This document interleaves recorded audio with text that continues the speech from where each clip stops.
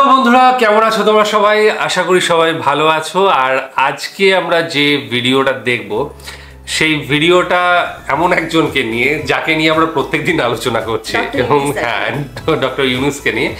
তো তাকে নিয়ে সত্যি বলতে যে মিডিয়া এত হাইপ রেখেছে এবং মানুষও এত তার প্রতি আশান্বিত, তার প্রতি যে আশা আকাঙ্ক্ষা এত বেড়ে গিয়েছে মানুষের, মানে তিনি যেন সব জায়গায় রয়েছেন বাংলাদেশে। একদম আসল খবর ওই মানুষটাকে ঘিরে, সমস্ত কিছুই ওই মানুষটাকে ঘিরে, ভালো খবর তাকে ঘিরে। তো সেই মানুষটাকে নিয়েই আজকের আমাদের আলোচনা।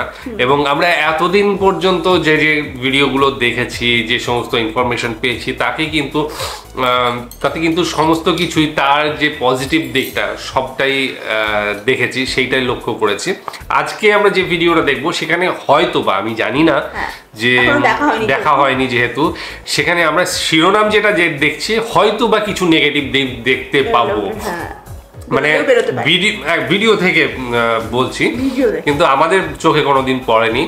তো যাই হোক, ভিডিওটার লিঙ্ক ডেসক্রিপশন বক্সে লিঙ্ক দিয়ে রাখবো, সেখানে গিয়ে অরিজিনাল ভিডিওটা দেখো, সাথে সাথে যাই লাগে লাইক শেয়ার সাবস্ক্রাইব করে দিও।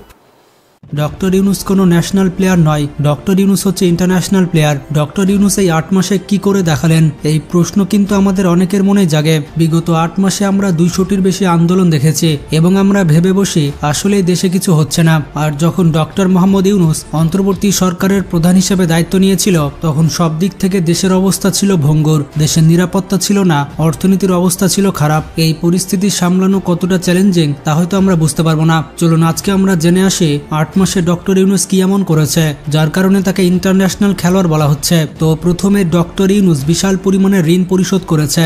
গত 8 মাসে ডক্টর মোহাম্মদ ইউনূস দেশি বিদেশি প্রায় 62,000 কোটি টাকা ঋণ পরিশোধ করেছে। এছাড়া দেশের রেমিটেন্সের প্রভাব অনেক বেড়েছে। বাংলাদেশে রেমিটেন্সের পরিমাণ বেড়েছে 18.49 বিলিয়ন ডলার এবং টোটাল রিজার্ভ হচ্ছে 25 বিলিয়ন ডলার। গত বছরের তুলনায় এবছর 4 বিলিয়ন ডলার বা 50,000 কোটি টাকা রেমিটেন্স বেশি এসেছে।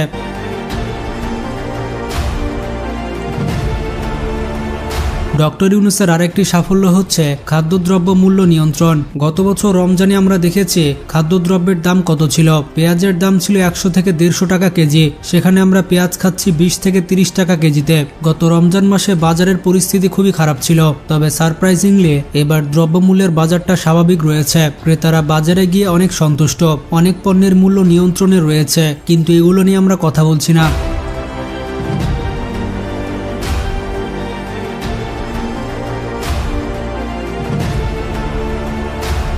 আরেকটি নোটেবল কাজ ডক্টর মোহাম্মদ ইউনূস করেছে, সেটা হচ্ছে শেখ হাসিনা এবং তার পরিবারের ব্যাংক অ্যাকাউন্ট থেকে 635 কোটি টাকা উদ্ধার করা হয়েছে। গত 22 মাসের তুলনায় সর্বনিম্ন মুদ্রাস্ফীতি হয়েছে। ভাবতে পারছেন, মাত্র 8 মাসে দেশের মুদ্রাস্ফীতি একবারে কমিয়ে দিয়েছে।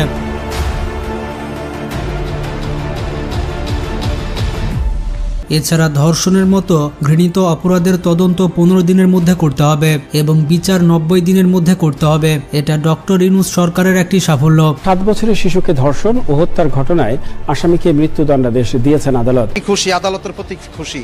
বাংলাদেশে যে আইনের বিচার আছে, আরো এক ধাপ বাংলাদেশ এই রায়ের মাধ্যমে দিয়ে আগায় গেল। রায় শুনে, জজ সাহেবের রায় শুনে আমরা সম্পূর্ণরূপে সন্তুষ্ট। এছাড়া বিগত সরকারের আমলে অর্থনৈতিক কেলেঙ্কারির কারণে বাংলাদেশ ফুটবল ফেডারেশনের উপরে ফিফা নিষেধাজ্ঞা দিয়েছিল, কিন্তু ডক্টর মোহাম্মদ ইউনূসের পদক্ষেপের কারণে বাংলাদেশ ফুটবল ফেডারেশনের উপর থেকে নিষেধাজ্ঞা তুলে নেয় ফিফা। এখন বুঝতে পারছেন আন্তর্জাতিক অঙ্গনে ডক্টর ইউনূসের কত ক্ষমতা রয়েছে।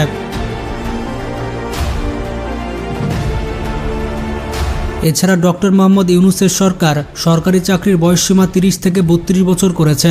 এছাড়া চায়নার রাষ্ট্রদূত ইয়ো মেং বলেছেন, পৃথিবীর সবথেকে বড় solar manufacture company loamy company decision নিয়েছে তারা বাংলাদেশে একটি কোম্পানি তৈরি করবে, আর বাংলাদেশে সোলার ম্যানুফ্যাকচারিং কোম্পানি তৈরি করে বাংলাদেশকে অর্থনৈতিক হাব তৈরি করবে তারা।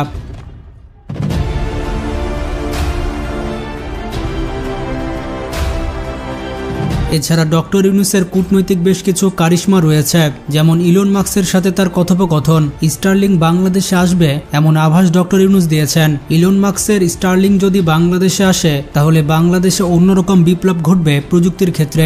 একবার চিন্তা করুন, মাত্র 8 মাসে এত কিছু করেছে। কোন জায়গায় কোন প্লেকার্ড দেখাতে হবে সেটা ডক্টর ইউনূস স্যার ভালো করেই জানে। আমি স্টারলিংকের প্রতিষ্ঠাতা এবং বিশ্বের শীর্ষ ধনকুবের স্পেস এক্স ও টেসলারের মালিক এলন মাস্কের সঙ্গে ফোনে আলাপ করে বাংলাদেশে স্টারলিংকের কার্যক্রম শুরু করার আহ্বান জানিয়েছে। সে অনুসারে কোম্পানির প্রতিনিধিরা এখন বাংলাদেশে তাদের কার্যক্রম শুরুর আয়োজন করছে। জাতিসংঘের মহাসচিব অ্যান্তোনিও গুতেরেসকে বাংলাদেশে নিয়ে এসেছেন ডক্টর ইউনূস। 14 মার্চ কক্সবাজারে এসেছিলেন অ্যান্তোনিও গুতেরেস এবং তিনি 1 লক্ষ রোহিঙ্গা শরণার্থীর সাথে ইফতার করেছেন। শরণার্থী রোহিঙ্গাদের হাতে উল্লেখযোগ্য কিছু ব্যানার দেখা যায়, সেখানে লেখা ছিল জাতিসংঘ আমাদের নিরাপত্তা এবং মর্যাদাপূর্ণ প্রত্যাবর্তন নিশ্চিত করুন। এছাড়া লেখা ছিল জাতিসংঘ আমাদের বাড়িতে নিয়ে যান, আমরা হচ্ছে রোহিঙ্গা, আমরা রাষ্ট্রহীন নই। আরও লেখা ছিল মায়ানমারে আমাদের অধিকার নিশ্চিত করুন। আপনারা কি ভেবেছেন জাতিসংঘের মহাসচিব অ্যান্তোনিও গুতেরেস বাংলাদেশে আসবে আর রোহিঙ্গারা এভাবে ব্যানার নিয়ে দাঁড়িয়ে থাকবে? এই সব কিছু এমনি এমনি হচ্ছে না, এগুলো হচ্ছে ডক্টর মোহাম্মদ ইউনূসের প্ল্যানিং এর কারণে।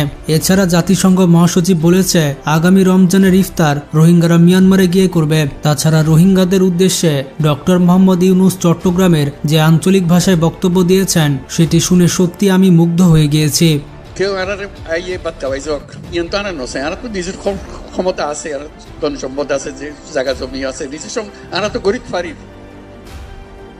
আরে দেশ যাইতো নতুন বলি আর ইয়ন গরিব না পারি মানুষের বোঝা হয়ে গেবে। আর তো কে বোঝা হইতাম না চাই, আর ফুয়াশা বড় হইতো চা দাদা দাদির খবরের পাশে, নিজের ঘরের পাশে, আত্মীয় স্বজনের পাশে ইয়ান আর না পারিস। অথচ সুযোগ পেলে আমরা ডক্টর ইউনূসকে শুলে চড়াই। জাতিসংঘের মহাসচিবকে পাঞ্জাবি পরে নিয়ে এসেছে, এটা বাংলাদেশের ইতিহাসে কেউ করতে পারেনি। এছাড়া স্কুলের বইগুলোতে শেখ হাসিনার উল্টাপাল্টা যে সিলেবাস ছিল সেই সিলেবাস পরিবর্তন করা হয়েছে এবং সাজানো গোছানো সিলেবাস দেওয়া হয়েছে। এখন থেকে প্রাথমিকের প্রধান শিক্ষকেরা পাবেন 2য় শ্রেণীর গ্যাজেটের কর্মকর্তাদের মতো বেতন এবং সম্মান। ছাত্র জনতার বিপ্লবের যে প্রত্যাশা, সেই প্রত্যাশা অনুযায়ী হচ্ছে, সেটাকে আমি ইতিবাচকভাবেই দেখি, কিন্তু এটার একটা স্থায়ীকরণ প্রয়োজন, যাতে করে পরবর্তীতে আবার পরিবর্তন না হয়ে যায়। যে রাজনৈতিক সরকারই আসুক তারা একচোখা হয়ে যায়, এই একচোখাটা না হয়ে সর্বজনীনভাবে যদি এটা করা যায় সেটা অবশ্যই উত্তম। জাতিসংঘের মহাসচিব বলেছে আগামী বছর মিয়ানমারে রোহিঙ্গাদের ফিরিয়ে নিয়ে যাবে এবং আগামী রমজানে তাদের সাথে ইফতার করবে। বাংলাদেশের জন্য এর থেকে বড় সুখবর আর কি হতে পারে? বন্ধুরা, অনেক কিছু বলা সহজ, গালমন্দ করা সহজ, নির্বাচন দ্রুত চাওয়া সহজ, ব্যক্তিকেন্দ্রিক একটি জাতিকে উন্নতির শিখরে নিয়ে যাওয়ার জন্য ডক্টর ইউনূস সবসময় ব্যস্ত। তারপরও তিনি অনেক কিছু করছেন এবং ভবিষ্যতে করে যাবেন। 8 মাসে ডক্টর ইউনূস কি করেছে তার যদি আমরা সামারি করি তাহলে আমরা বেশ কিছু জিনিস পাবো, যেমন 15,000 কোটি টাকার বিশ্বমানের মেডিকেল প্রতিষ্ঠা। ডক্টর মোহাম্মদ ইউনূসের অন্তর্বর্তী সরকার 12,000 কোটি টাকা দিয়ে 4টি মহাসাগরীয় বাণিজ্যিক জাহাজ ক্রয় করেছে। চীনের সাথে 10,000 কোটি টাকার তিস্তা ব্যারেজ তৈরি হচ্ছে। বাংলাদেশ বিনা শুল্কে 2028 সাল পর্যন্ত মুক্ত বাণিজ্য করতে পারবে।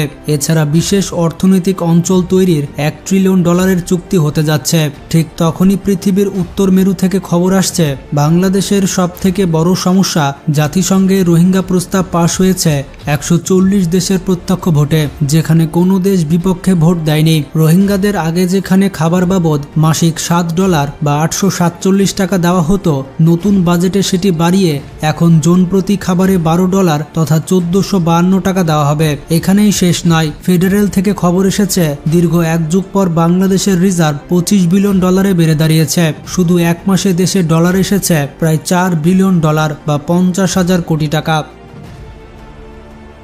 বন্ধুরা, ডক্টর মোহাম্মদ ইউনূসের জন্য ভিডিওটিতে একটা লাইক তো দেওয়াই যায়। আপনারা ডক্টর ইউনূসকে কত বছর ক্ষমতায় দেখতে চান কমেন্টে জানান, আর পরবর্তী নির্বাচনে আপনি কোন দলকে ভোট দিবেন আপনার গুরুত্বপূর্ণ মতামত জানান। ভিডিওটি ভালো লাগলে বেশি বেশি শেয়ার করতে পারেন। ভিডিওটায় আমি তো ভাবলাম নেগেটিভ কিছু পাবো, কিন্তু সত্যিই বলতে মানুষটার মধ্যে নেগেটিভ কিছুই নেই, আজ পর্যন্ত কিছু দেখতে পাইনি। এবং এই যে ভিডিওটাতে আশা করেছিলাম প্রথমেই যখন শিরোনামটা পড়লাম অবনতি শব্দটা, তখন হয়তো ভেবেছিলাম যে হয়তো কিছু একটা হয়তো দেখতে পাবো, কিন্তু আলটিমেটলি কিছুই পেলাম না। সবই পজিটিভ দিকই পেয়েছি এবং সেগুলো আমরা আগাগোড়াই আলোচনা করেছি, সেটা মিডিয়াতে এসেছে। হ্যাঁ, দেশে থেকেই বুঝতে পারছি কি হচ্ছে, উন্নতি হচ্ছে। এবং এই যে রোহিঙ্গা ব্যাপারটা, এটা কিন্তু একটা বিরাট মানে সমস্যা অবশ্যই ছিল, এখনো আছে, যেটা কিনা গুতেরেস এসেছেন একদম। হ্যাঁ ওটার চেষ্টা করা হচ্ছে সমস্যাটা কাটিয়ে একদম। হ্যাঁ তো অ্যান্টোনিও গুতেরেস বাংলাদেশে এসেছিলেন এবং এই যে যেখানে রোহিঙ্গারা রয়েছে তাদের ওখানে গিয়ে তিনি জানিয়েছেন যে আগামী যে ঈদ সেটা কিন্তু ওরা ওই মায়ানমারে গিয়েই করতে পারবে, এই আশ্বাসটা তিনি দিয়েছেন। সেটার ক্ষেত্রেও কিন্তু আমাদের ডক্টর সাহেবের অবদান বিরাট রয়েছে, যে যখন তখন যে কেউ আসে না, এত বড় পদের মানুষ রয়েছে, সে কোনোদিনই আমরা দেখলাম না যে বাংলাদেশে এসেছে শেখ হাসিনার সময়, কিন্তু ডক্টর ইউনূসের সময়ে তাকে আসতে দেখলাম এবং তাদের মধ্যে যে একটা বন্ধুত্ব রয়েছে সেটা বোঝাই গিয়েছে। তাদের যে আলাপচারিতা এবং অ্যান্টোনিও গুতেরেসের যে পোশাক সেটা দেখে বোঝা গিয়েছে যে কতটা ইনফ্লুয়েন্সড ইয়ের মাধ্যমে, মানে ডক্টর ইউনূসের তরফ থেকে। তো এই ব্যাপারগুলো রয়েছে, সাথে সাথে দেশের অর্থনৈতিক যে উন্নয়ন ঘটেছে, যেটা রেমিটেন্স প্রচুর পরিমাণে বেড়েছে, রিজার্ভ বেড়েছে, ঠিক আছে। তারপরে হচ্ছে যে ঈদের সময় যে কাঁচা বাজার, হ্যাঁ ফেসবুকে তো পেঁয়াজের দাম নিয়ে তো বিভিন্ন রকম মিম তৈরি হয়, তাই না? প্রায় প্রতিবারই কিন্তু এরকম পেঁয়াজের দাম ঈদের সময় বিশেষ করে দাম নিয়ে মিম তৈরি হয়। এবার কিন্তু আমরা সেই মিম দেখতে পাইনি। এটার আসল কারণ এখন বোঝা যাচ্ছে, এইটাই হলো আসল কারণ যে দ্রব্য মূল্য নিয়ন্ত্রণ করা হয়েছে, সেটা সরকারের তরফ থেকে। কেজি পেঁয়াজ এই বছর 20 টাকা করে পাওয়া গিয়েছে একদম। তো শুধুমাত্র পেঁয়াজ না, সব ক্ষেত্রেই এই দাম বাড়াটা কিন্তু ঈদের সময়ই বেশি বাড়ে, অনেক মানে বেড়ে যায়। তো সেই জায়গা থেকে আজকে আমরা দেখলাম যে বাজার স্থির রয়েছে, সাথে সাথে সাধারণ মানুষ কিনে খেতে পারছে, ব্যবসা বাণিজ্যের উন্নতি ঘটছে, হ্যাঁ, এবং আন্তর্জাতিক ব্যবসা বাণিজ্যের ক্ষেত্রেও যে প্রভাব সৃষ্টি করেছেন সেটা বোঝা যাচ্ছে যে তিনি 3টে জাহাজ কিনেছেন বাণিজ্যের জন্য। সাথে সাথে চীনকে একটা এরিয়া দেওয়া হচ্ছে, তিস্তা ব্যারেজ, তাদের সাথে যে প্রজেক্ট চলছে, এরকম প্রচুর আরো দেখলাম। সেগুলো একে একে বলতে গেলে অনেকটা সময় আবার এক্সট্রা লেগে যাবে। তো ভীষণ ভালো লেগেছে, আর তার মারফতে যে বাংলাদেশের উন্নতি হচ্ছে সেই উন্নতি আরো আগামী দিনে আমরা দেখতে পাবো আশা করছি, এবং দেখতে চাইও। বাংলাদেশ সুস্থ হোক, স্বাভাবিক হোক এবং আস্তে আস্তে বিশ্বের দরবারে তার নাম উজ্জ্বল করুক, সেটা আমরা চাই। এবং অবশ্যই প্রতিবেশী এবং সবচেয়ে বড় ব্যাপার হচ্ছে বাঙালি আমরা সবাই, এবং সেই জায়গা থেকে দাঁড়িয়ে সেই জায়গা থেকে চাইবো যে বাংলাদেশ একটা বিশ্বের দরবারে নাম করুক এবং বাঙালি সব জায়গায় থাকুক এবং কান্ডারি হয়ে থাকুক। যাই হোক, আজকে ভিডিও তোমাদের কেমন লেগেছে জানিও, ডেসক্রিপশন বক্সে লিংক দিয়ে রাখবো, সেখানে গিয়ে অরিজিনাল ভিডিওটা দেখো, চ্যানেলটাকে লাইক শেয়ার সাবস্ক্রাইব করে দিও। তো আজকের মতো এখানেই শেষ করছি, আগামী দিন আবার আসছি, ততক্ষণের জন্য স্টে টিউনড, বাই।